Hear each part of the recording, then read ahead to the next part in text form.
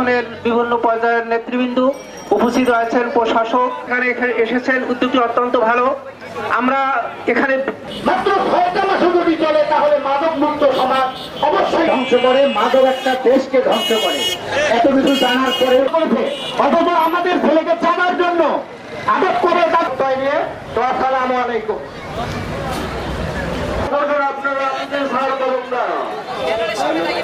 আমাদের বিভিন্ন পর্যায়ের নেতৃবৃন্দ উপস্থিত আছেন, প্রশাসক সৃষ্টি করেছে সেদিন এই মাদক ব্যবসায়ীরা শত্রুতা করেছি আমরা।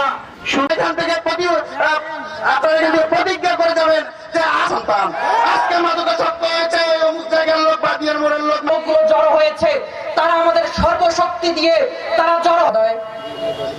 মঞ্চে উপস্থিত জড়িত নয়।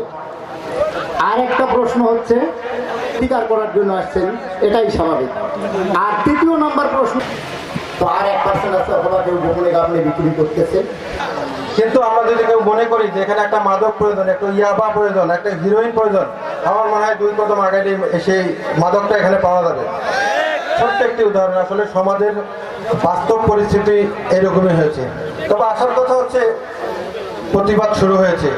আজকে যেটি দেখছে এটি একটি সামাজিক আন্দোলন, সামাজিক প্রতিবাদ। এটি ভালো, এটি দীর্ঘদিন থেকে শুরু হয়েছে। তার চিকিৎসার ব্যবস্থা করেন। আর যদি সে মাদক বিক্রেতা হয়, সচেতনামূলক সমাবেশের জনাব সভাপতি